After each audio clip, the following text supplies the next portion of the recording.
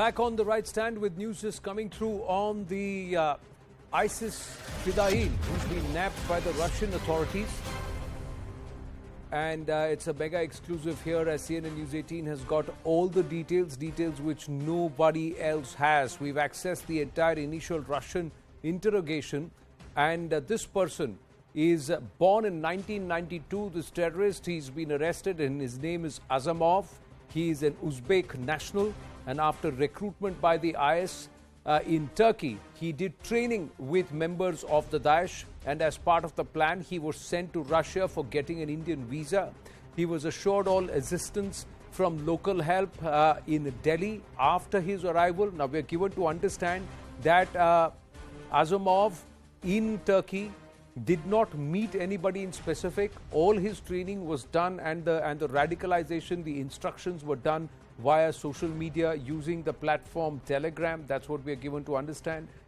We've got more details that Manoj Gupta, our investigations editor, has sent, that a specific individual in India was on his target list, but he was here to do a big attack, a suicide attack. In his interrogation, he told the Russian authorities that he was radicalized online, he did not meet anyone, or he has not done anything specific.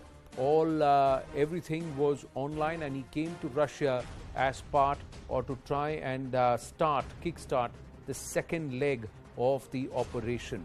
Now, the larger question we are asking, ladies and gentlemen, is this arrest proof of presence of the Daesh on Indian soil, active presence of the Daesh on Indian soil? Because even if this person was an Uzbeki national, is the threat real in India? Because there is another person. Ambassador Vishnu Prakash is joining us this evening, and we also have NK Sood, former officer, R&AW. Namaste. Thank you very, very much. Soodji, I'm going to ask you first, what do you make of this development that the Daesh decides to send two foreign nationals? One we are given to, both from Central Asia, this Uzbek national, and another one we are given to understand is from Kyrgyzstan. But both of them are told to fly via Russia into India or fly via another country into India, and they will be given help here. So the weapon, the explosives, the logistics, everything will be provided for. Turkey is playing the main role in this. In October 2018, PFI's delegation, they had gone to Turkey. They had met there with IHH. IHH is a militant organization in Turkey, and it was supported by MIT, Turkish intelligence. Turkish are training Indians. They call the Indians there. Turkish have the links with the ISIS. President Erdogan, his son, he has links with ISIS. In 2016, Russia had complained to the UN about this IHH. And this man, who was supposed to come, I am sure the PFI would be giving him all the support. PFI delegation had gone to Turkey in October 2018, just before the 2019 elections. And PFI already in India has been creating a lot of problems, whether it is Shaheen Bagh, whether it is anti-farmers protest or anti-CA protest. And Turkey has been funding various NGOs in India to create disturbances in Kashmir. That is the main cause of funding of the Turkish, that they fund through various NGOs. I must like to mention here that Amir Khan had gone to Turkey for the giving finishing touch to his film, Lal Singh Chadda. And otherwise, you could have gone anywhere. And these people going to Turkey is a serious problem. I don't blame that this Amir Khan may be linked with the Turkish intelligence or something, you know. But the thing is, Turkish president had been raising the question at the UN about Kashmir. In 2020, he had gone to Pakistan, addressed Pakistan Parliament. He had said, I will give full support to you.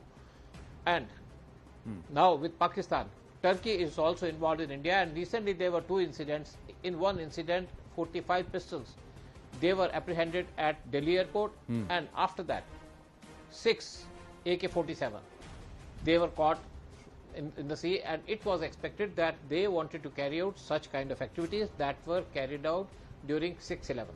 So in this, Turkey is the main conspirator, Turkey is the main planner, Turkish president, he has been trying to create the same kind of the Turkey that used to exist before Second World War. Correct. So he's been Turkey trying to... is a threat to India, and India has been trying to... Please complete. Please complete. So he's got these caliphate designs, And he has the designs because he wants to create the same kind of disturbances as they used to before 2000, Second World War. And you see, now India is also countering them. India is countering them with the different designs. India is coming closer to the enemies that are of the Turkey, whether it is Greece or Armenia.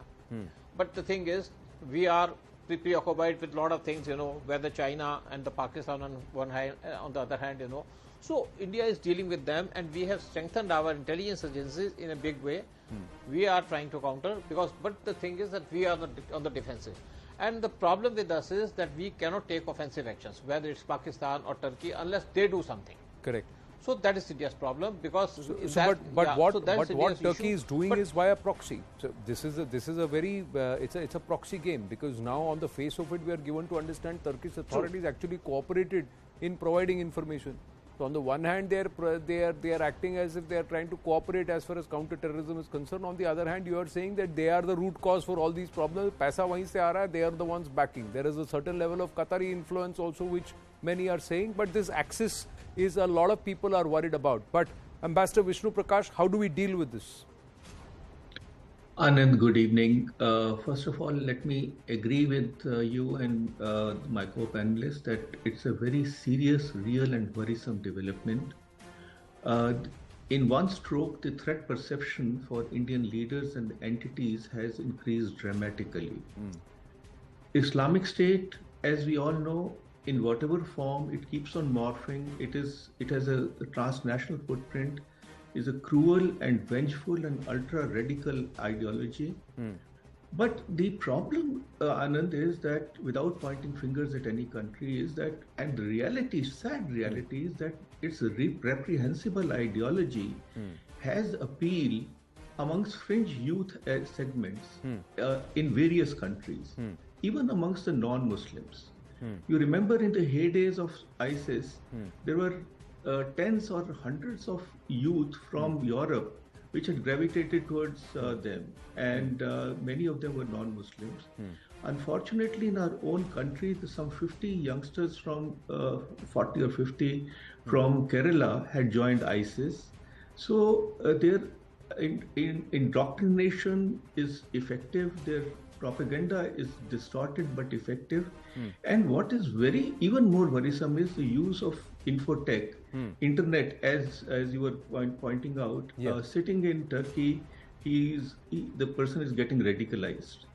Now, this is not an organization given to, or not an organization, the ideology or forgetting. Let's remember that it took them 34 years, but they did attack Salman Rushdie after 34 years of satanic verses. So it is quite a worrisome development. They have a transnational reach.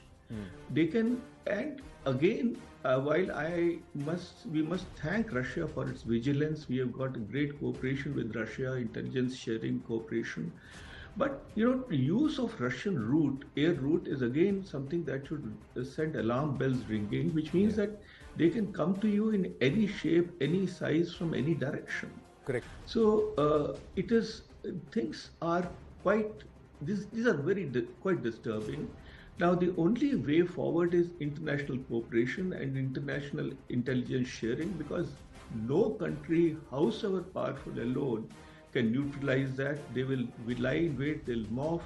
Question is the international community ready to cooperate, or are they going to keep on looking the other way? I hope that they do, otherwise we'll all live to regret. Anand.